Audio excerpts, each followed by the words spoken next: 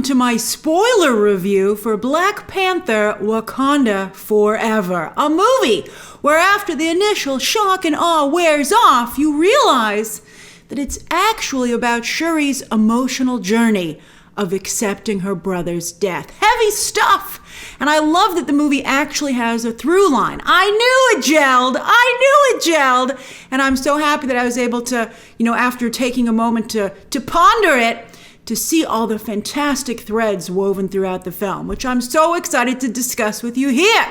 From T'Challa's death at the very beginning of the film, well, we're going to discuss this in detail.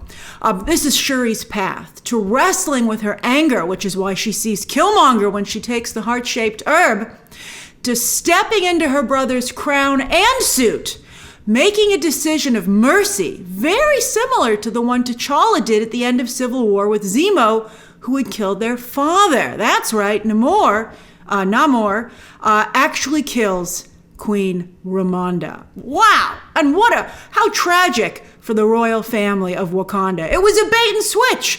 Ramonda, who had thought she lost everyone during the course of the film, in the ad campaign for Black Panther Wakanda Forever, had been talking about losing everything, when in fact it's Shuri who loses everything. Very, very sad. Very sad. A film that definitely needs tissues, but it's very, very, very well made. And I think I thought it was interesting. To some degree, you're like, how is it they both went through the same situation? One with the father, one with the mother. But I do think that it creates kind of a poeticness that you have in stories like this. So I actually think it was a very good choice. And then at the very end, finally burning her funeral clothes from T'Challa's funeral, as her mother had suggested for closure 1 year later. I love that scene when they're in the African, Serengeti, near the water, where Namor comes and pays them a visit. But that was just a really beautiful, beautiful scene. But anyway, Shuri, in this mid-credit scene, meets her brother's young son, who he had with Nakia, also named T'Challa, Little Prince T'Challa. But he's really young, super young, under 10 years old. Can we get a time jump in here, please? Thank you very much. I'm curious, are you satisfied with that workaround? I would have gone with the variant, but let's see what they do here. I will make a whole separate video about that mid-credit scene. There's only one end mid-credit scene.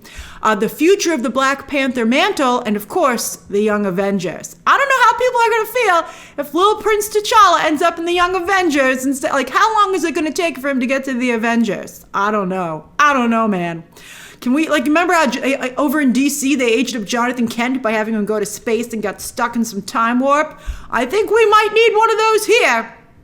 All right, anyway, there's just so much to discuss. And I'll also be making Namor and Ironheart. That's that. Yeah, how do you feel about the pronunciation of Namor? It's because he has no love, and of course, L'Amour, so Namor. And I'm like, it kind of works. But you guys all got me used to saying Namor, and it's hard to switch back. All right, also an Ironheart video, right? But in this video, we're going to focus on the movie itself. And as I said, the beautiful threads that Ryan Coogler and company have woven into Black Panther Wakanda Forever. Oh, the feels! Let's talk about that. I thought the intro was incredible and packs one heck of an emotional wallop. I was not ready. I loved it. I thought it was great. Going right, first you just have a black screen and you hear Shuri's voice and she's saying a prayer to Bast. That's how desperate she is. She's a woman of science, but she'll try anything at this point. So she's praying to Bast to help her save her brother. And then she's furiously, and I thought the energy of that door shifting open as the picture kicked in, and she rushes into the lab and everyone's trying to help her. I thought that was great stuff. And she's furiously trying to work to save her brother from a mysterious disease, which I thought was a good choice because Chadwick Boseman died of cancer in real life, a disease we also cannot cure. Still, hopefully someday. That's fascinating. There are rumors that, the work that's been done to get the COVID vaccine could lead to maybe something with cancer, which is interesting to think about how history can work. But, we'll see. Fingers crossed. It's horrific, of course, obviously, what happens to Chadwick Boseman and so many. But, she's monitoring her brother's heartbeat with her own artificial intelligence assistant, just like Tony Stark. Rumor is that's Trevor Noah's voice. I would love it if it was Trevor Noah's voice, but it didn't sound anything like Trevor Noah to me. But it would make me so happy if it was him. I'm a big Trevor Noah fan.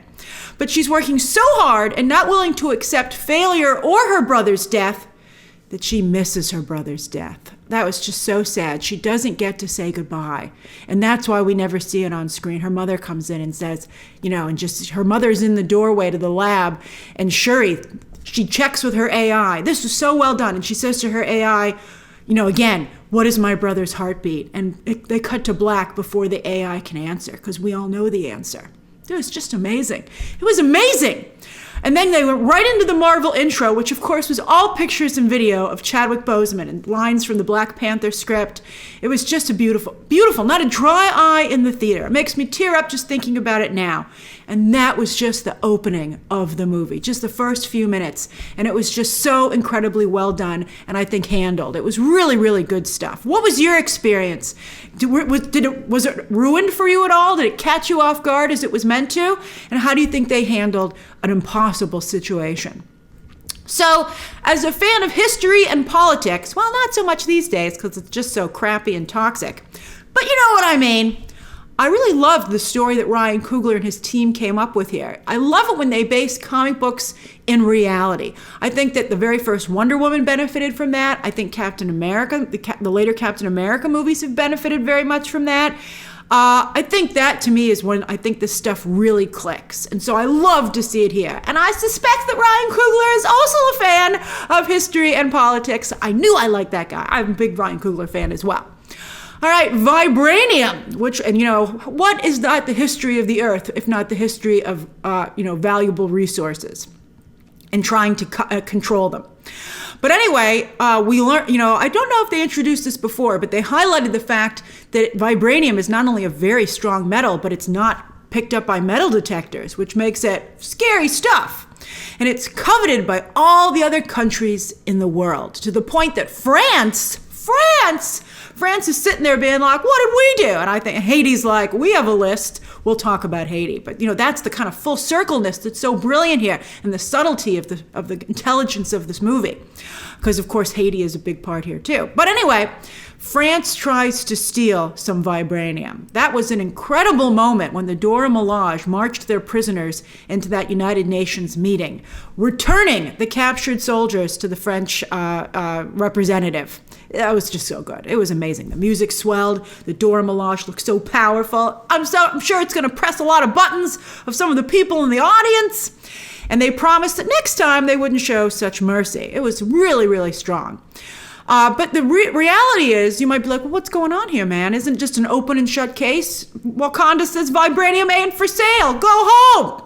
Well, it turns out that way back, more than one meteor crashed to the Earth. And there is also some vibranium under the sea in Talocan. And it's a similar plant like the heart-shaped herb, purple for Black Panther and Wakanda, blue for Namor and his people, the Talocan, which is why they're all blue and stuff. But anyway, very Avatar. But anyway, that similar offshoot plant is responsible for creating this underwater race of people and making them quite powerful. And when the United States tries to get that underwater vibranium, that's what brings Talocan to the surface world, to try to keep its existence a secret by doing a lot of killing. And if they can't keep it a secret, well, then they're going to defend themselves. And they're of the school of thought that a strong defense is a strong offense. Who invented the machine that can detect vibranium? Why, that would be Riri Williams, MIT student, Tony Stark's alma mater. I wish she'd actually been a recipient of one of his grants, because they talked about how he was giving so much money back to the school. But I guess they didn't want it to be too much in his shadow. But it all fit together so freaking well. The whole MIT excursion was really well done, with fantastic banter and chemistry between the three women. Not just about the serious matters at hand, but I love talking about makeup and their clothes. Oh, it was so great. I mean, talk about passing the Bechdel test with flying colors. It was great. And again, women as people, but yet still not forgetting their femininity. I just really loved it. I loved it. Although I thought Okoye looked fantastic. That was a great outfit. And what an ensemble. When she took off the jacket and had just the red vinyl leotard, I was like, you look amazing. All right, I was like, where can I buy similar clothing to that? You know I love that kind of stuff. All right, so anyway, if the other countries, by the way, think they want vibranium, wait until they find out that Shuri figured out how to synthesize the heart-shaped herb using very old dried plants, from that original plant that helped the Talocan. So, because, it's a similar thing. So she's able to 3D print some heart-shaped herb. Now, I believe not that. I mean, I was with Riri. I was like, can I get me some of that? I loved it when she was like upset and punched one of the, the display dummies and it flew across the room. And you were like, I think it worked.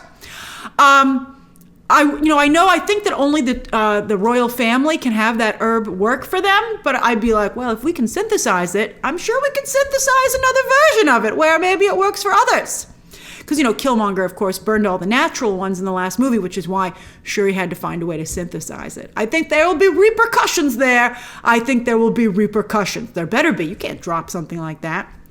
All right, the third act battle between just Shuri's Black Panther and Namor is right out of the comics. And it was so incredible to see that kind of homage. But it did give me a twinge of regret that it wasn't T'Challa himself up there. Because all the artwork, of course, depicts Namor versus T'Challa.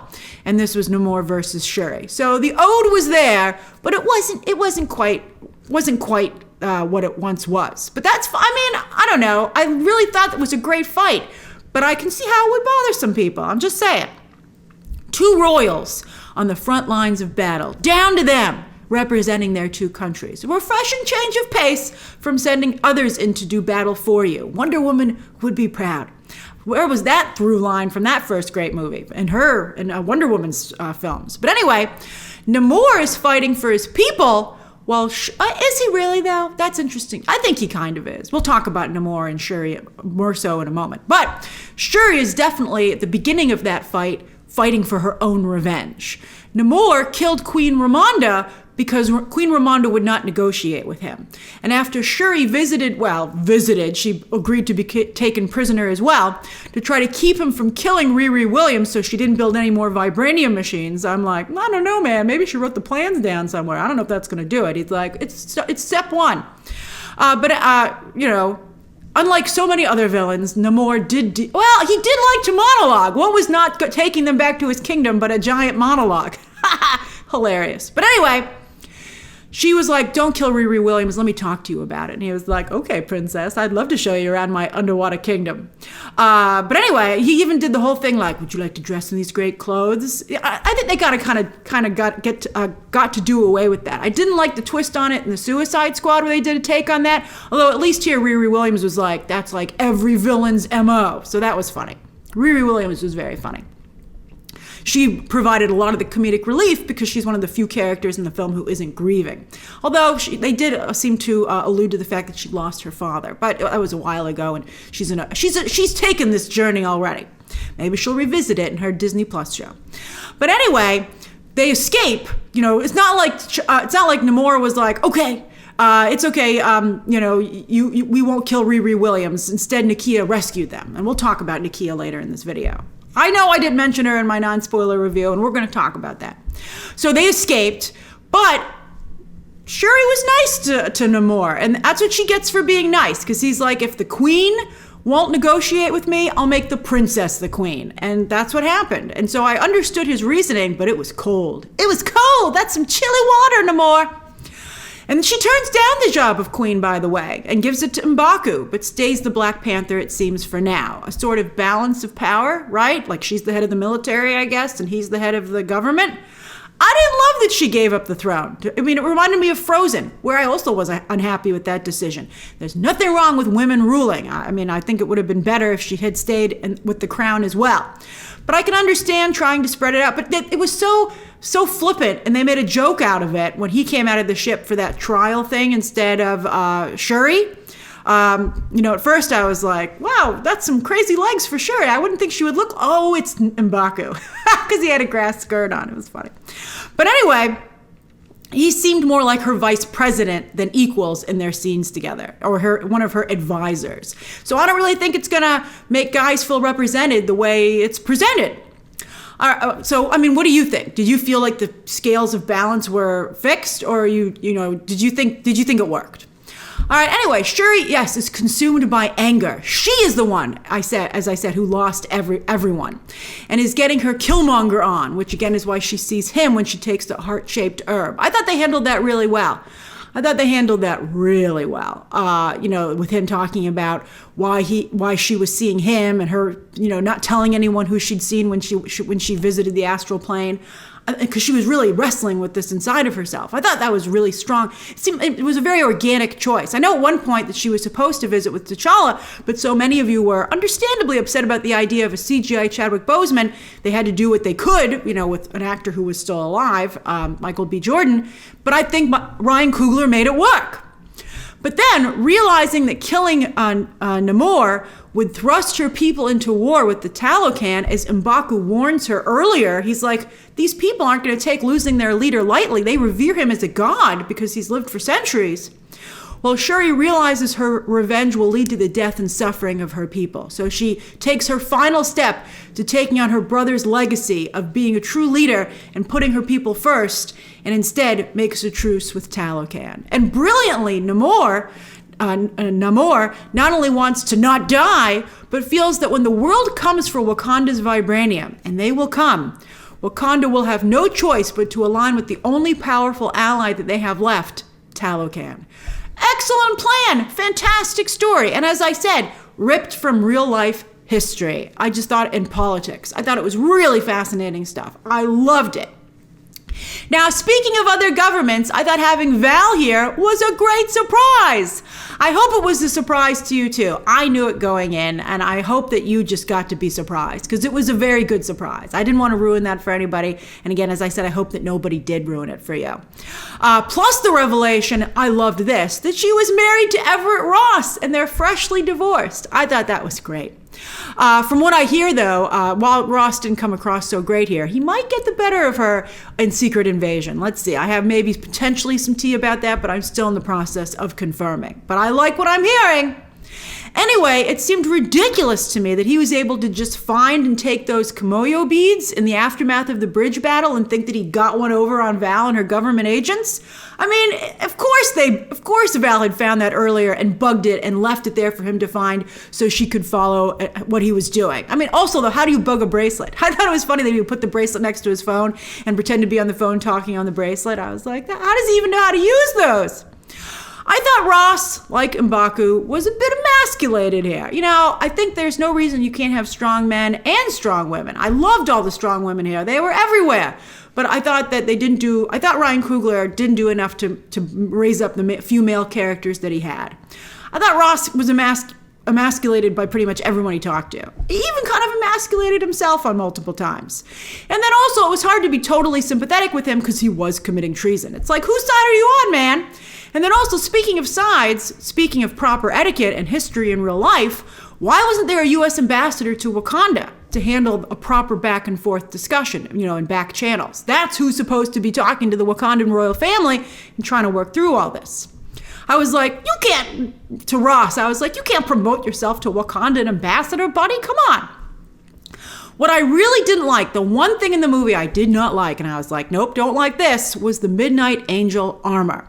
First off, I totally agree with Okoye. It's hideous. I'm like, that looks so bad. I hope you don't have to wear it all the time. And she's like, no, I am going to wear it all the time. And I'm like, no, I'm unhappy about this. And the fact that it uses Iron Man tech, is everyone just Iron Man now? Does everyone just get to step onto that sound stage, and have Gwyneth Paltrow's talked about doing it, where you you're supposed to be inside the suit. I'm like, is just everybody doing this now? I mean, it just took a lot of the specialness away from it. Not only does it take away from Ironheart, I'm like, what's so special about Ironheart? What about the Midnight Angels now? It's like they're all doing it. And then also, what about poor Rhodey, who did this before everybody else? He's like, man, it's finally my turn, and now there's Iron Men everywhere. And I think what bothered me most about the Midnight Angel armor, the absolute most, and I'm pretty upset about it, as you can see already, is that I think it takes away from the Black Panther mantle itself. At the end of the movie, when Ross is being broken out of a prison transport, he committed treason, again, by a mysterious force. There's a thud on the roof of the van. I thought it was Shuri as Black Panther, mimicking that cool sequence at the beginning of the first movie with T'Challa, when he went to rendezvous with Nakia. But it wasn't. It was Okoye in her Midnight Angel armor. And I was like, what the heck is this? Can just anybody come out of Wakanda now?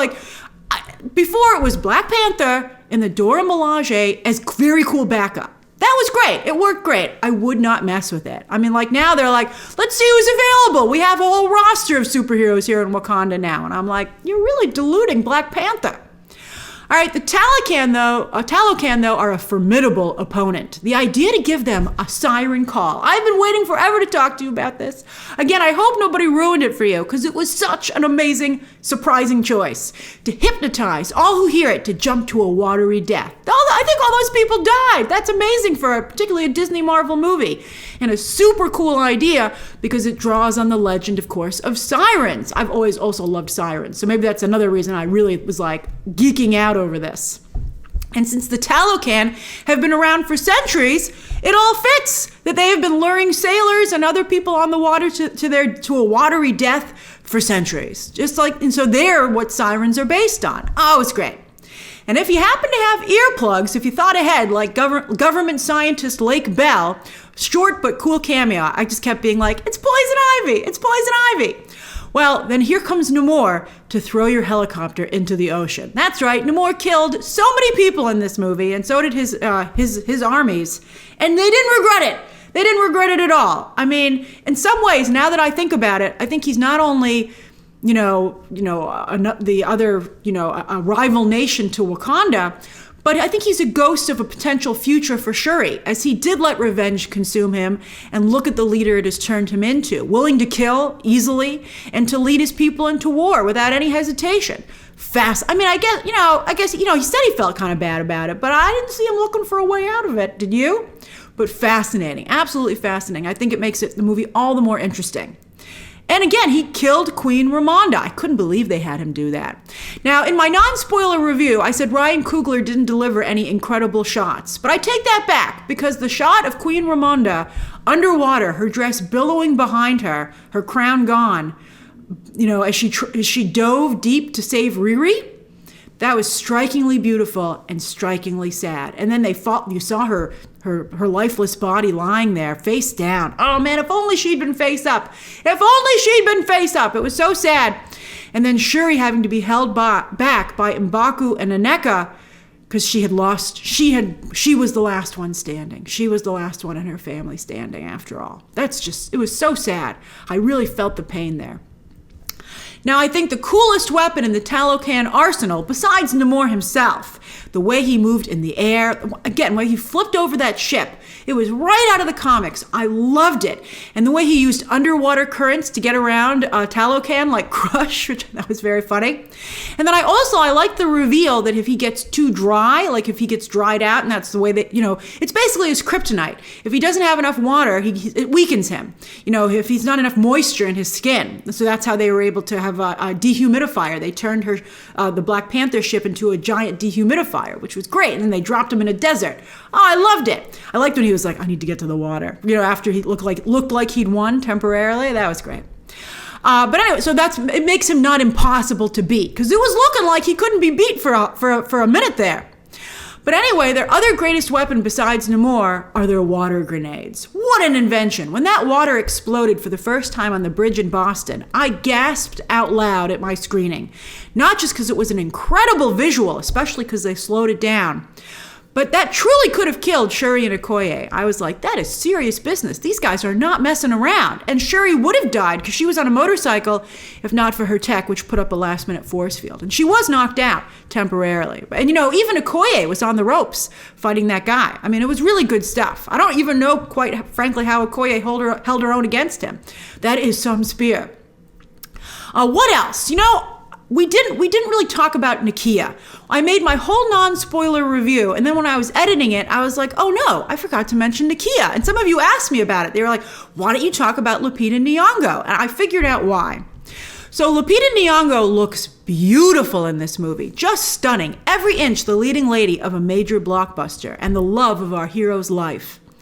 And it's very cool that she's such a fantastic spy even after retirement. That was cool. That's why Queen Ramonda went to get her. She's like, I can't believe Queen Ramonda fired Okoye. That was brutal. But I love the line because, one of her court said, well, she has given everything for Wakanda. She even turned in the love of her life. Daniel Kaluuya, he's in prison. And that was a great counterpoint that Queen Ramonda made. She said, Okoye may go and visit him whenever she wants, but because of her mistake, because of her insistence, she thought Shuri was dead.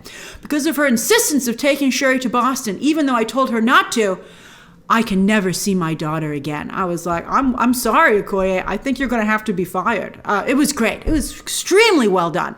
But anyway, back to Nakia. I really like that she moved to Haiti, shining a spotlight on that Black community, just as the first film did Oakland, where Ryan Coogler grew up, by the way. I couldn't find a connection between him and Haiti, but I love that he chose it because it worked so well with the story. Little Prince T'Challa's civilian name, by the way, is Toussaint. The same name as the Haitian general who freed the country from France, which is why they had France be the offender in the United Nations stuff, with the vibranium. But I just thought that was really, really great. But anyway, that was all really nice. And Lupita Nyong'o does do a great job here. I love the school that she started in Haiti. And she seems like a truly wonderful mother. And that end credit scene, I was like, that's the best situation that little boy could hope for under the circumstances. He did, it did seem that he was left in good hands with Nakia. Although, I also wonder how you feel about, another situation with an absent father in a Hollywood storyline about a Black family. I mean, I think this is tough. I mean, the storyline comes from Black talent, so at least it's got that going for it. But I do think some people will still probably not be too pleased with the way they've decided to pursue this. I still think a variant was the way to go. Anyway, but I think the issue with Nakia's character is that she's very soft, both in terms of her appearance and also the way she carries herself in a movie full of strong women. And it's hard to compete with so many strong women. Forget one, like 4 or 5 of them. And also, Coogler never gives Nakia any cool action scenes, even though she's this amazing spy. I mean, she briefly looked so cool charging into that Talocan cave with her weapon. I was like, wow, Lupita Nyong'o can bring it. And she killed people too. This is a very serious movie. But she never really got an amazing action sequence. Where her Black Widow moves, right? They give them to all the other Marvel female characters. Why can't she do it? Maybe she can train her son. Maybe that's how they can get her character some more recognition moving forward. By the way, I also thought her Mirabelle from Encanto impression was spot on. I was like, it's Mirabelle. She's doing Mirabelle. So that's my spoiler review of Black Panther Wakanda Forever, an extremely well-made movie thanks to Mr. Ryan Coogler. So what did you think of the film? This is the spoiler review, so you can talk about whatever you want. What were your favorite elements and scenes, and what did you think of Shuri's journey? Share those thoughts down below. Subscribe today so you can catch all that other spoiler coverage. And of course, as always, you can check out some more videos right now.